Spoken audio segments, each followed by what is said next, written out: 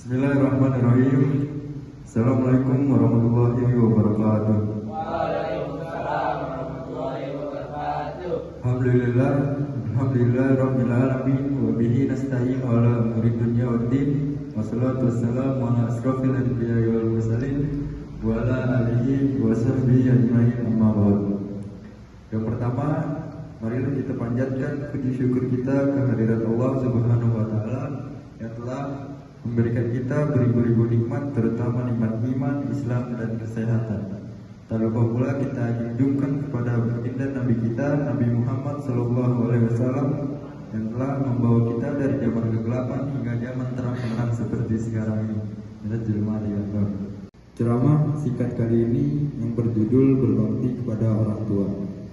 Jadi kedua orang tua itu adalah manusia yang paling berjasa dan utama bagi diri seseorang. Allah Subhanahu wa taala memerintahkan dalam berbagai ayatnya di dalam Al-Quran agar kita berbakti kepada mereka. Dalam beberapa ayatnya Allah menyebutkan perintah tersebut beriringan dengan tauhidan, seakan-akan Allah berpesan kepada kita bahwa kedudukan mereka adalah yang kedua setelah kita mentauhidkannya. Setelah hak Allah terpenuhi, maka hak terbesar setelah adalah hak kedua orang tua kita yang wajib untuk ditunaikan baik ketika keduanya masih hidup atau telah wafat.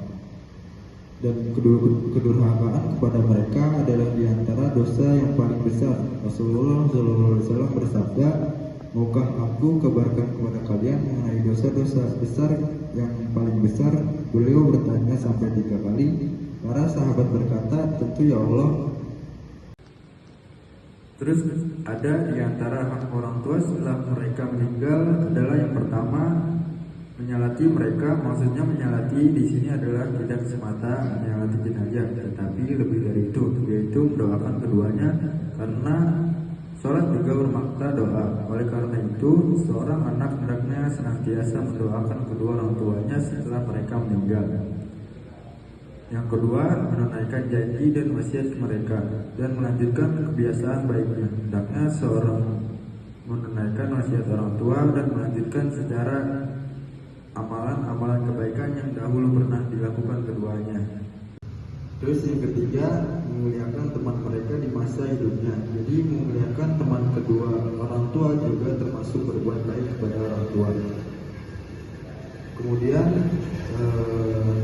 yang keempat, menyambung tali silaturahmi dengan kerabat mereka. Hendaknya seseorang menyambung tali silaturahmi dengan semua kerabat yang silsilah keturunannya bersambung dengan ayah dan ibu, seperti paman dari pihak ayah dan ibu, bibi dari pihak ayah dan ibu, kakek, nenek, dan anak-anak mereka semua.